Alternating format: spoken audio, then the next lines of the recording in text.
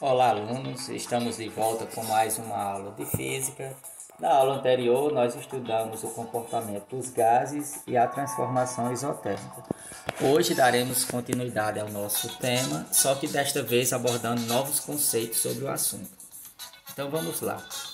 Entender o comportamento dos gases quando aprisionados servirá para a compreensão de muitas situações do nosso cotidiano. Além disso, servirá de fundamento para entender o funcionamento de máquinas térmicas. O gás ideal. Então, o que vem a ser o gás ideal? O gás ideal, gente, é um gás que na prática ele não existe. É apenas um modelo teórico de gás que satisfaz as aplicações matemáticas das equações. As equações que utilizamos para estudar o comportamento dos gases nunca fornecem valores exatos. Então, na tentativa de nos aproximarmos mais do valor exato, estabelecemos condições ou características de operação de um gás.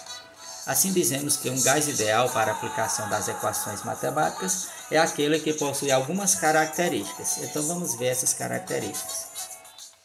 Características de um gás ideal: possuir baixa densidade, encontrar-se acima da temperatura crítica, ter moléculas que se movem desordenadamente distantes umas das outras, possuir moléculas que colidem eventualmente umas com as outras e com as paredes do recipiente, sendo esta colisão perfeitamente elástica. Então, essas são as características de um gás ideal.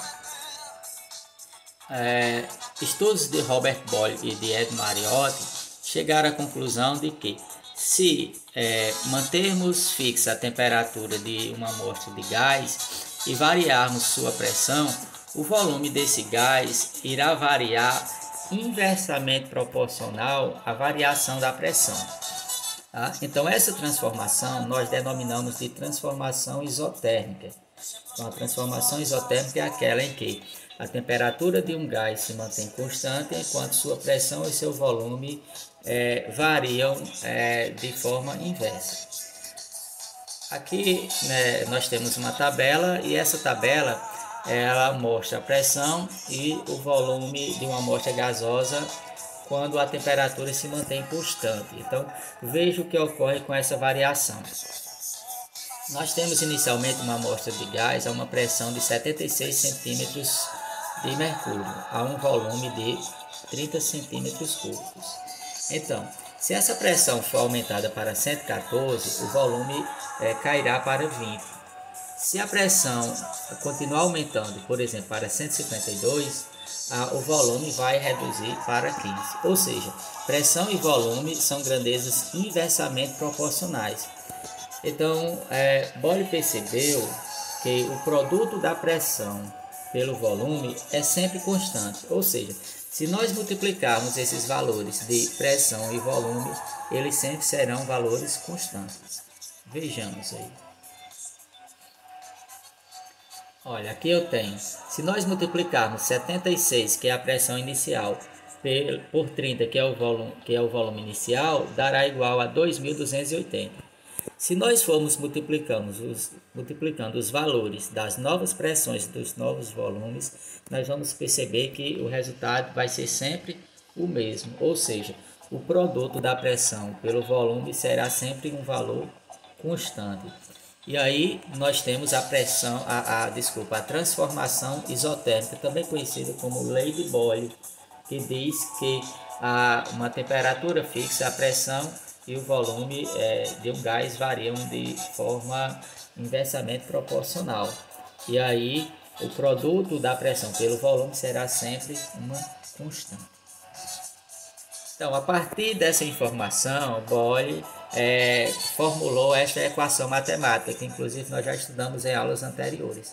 Veja só, se chamarmos a pressão inicial de P1, o volume inicial do gás de V1, bem como a pressão final de P2 e o volume final de V2 e assim em diante, nós vamos ver que, se multiplicarmos a pressão inicial do gás pelo volume inicial, será sempre igual à pressão final multiplicado pelo volume final. Sempre, na transformação isotérmica. Tá? Outra transformação. Essa transformação que nós vamos observar agora ela é chamada de transformação isobárica. A transformação isobárica, neste caso, o volume e a temperatura variam proporcionalmente, porém a pressão do gás ela se manterá constante. Então, Charles e Lussac, em suas experiências, realizaram de forma independente medidas do volume e da temperatura de um gás, mantendo sua pressão sempre constante, no caso a transformação isobárica. E aí eles constataram que a variação do volume era diretamente proporcional à variação da temperatura. Assim, a razão entre volume e temperatura era constante. De forma resumida, gente, eu quero dizer para vocês que, por exemplo, se o volume de um gás dobrar, a temperatura também dobrará. Se o volume for reduzido à metade, a temperatura do gás será reduzida à metade. Isso na transformação isobárica, que ocorre a pressão constante. Agora, na transformação isocórica, também chamada de isovolumétrica, neste caso, o volume é que é constante. A pressão e a temperatura do gás sofrem influências, porém o volume ele será sempre constante. Então, observamos que a variação da pressão ela é diretamente proporcional à variação da temperatura. Assim, a razão entre pressão e temperatura é constante. O que eu quero mostrar para vocês através dessa equação matemática é que, se a pressão de um gás for aumentada, a temperatura aumentará na mesma razão. Tá? Por exemplo, imagine que 10 litros de gás esteja a uma pressão de 1 atmosfera. E há uma temperatura de 300 Kelvin, por exemplo. Se esse volume do gás se mantiver constante e essa pressão aumentar de 1 atmosfera para 2 atmosferas, a temperatura vai aumentar na mesma razão. Ou seja, a pressão dobrou, a temperatura também vai dobrar, sendo que o volume vai continuar sempre o mesmo, ou seja, será sempre constante. Tá? Então, essa transformação é denominada transformação isovolumétrica. Então, veja só essa aplicação. É bem fácil, você pode até fazer em casa. Encha uma bexiga com um pouco de ar e prenda nela um peso suficiente para mantê-la dentro d'água. Então, você vai colocar um pouco de ar na bexiga, vai soprar na bexiga e aí você vai dar um nó aí na bexiga, fechar para o ar não sair, e você vai mantê-la no fundo de um recipiente com água gelada. Aguarde um pouco e observe. Em seguida, coloque a bexiga no recipiente com água quente. Aguarde um pouco e observe. Então, o que é que você vai perceber? Quando se coloca a bexiga na água gelada, o volume do ar ele vai diminuir por conta da pressão. E da temperatura, melhor dizendo. E aí, quando nós colocamos na água quente, esse gás, o volume dele ele vai aumentar, vai expandir. Tá? Então, nós temos aí o resumo das 3 transformações térmicas que ocorrem com o gás. Transformação isotérmica ocorre a temperatura constante. E aí nós temos a equação P1V1 é igual a P2V2. Transformação isocórica ou isovolumétrica, neste caso o volume ele é constante. E aí P1 sobre T1 é igual a P2 sobre T2. Pressão e temperatura são diretamente proporcionais. Transformação isobárica é aquela em que a pressão ela se manterá constante.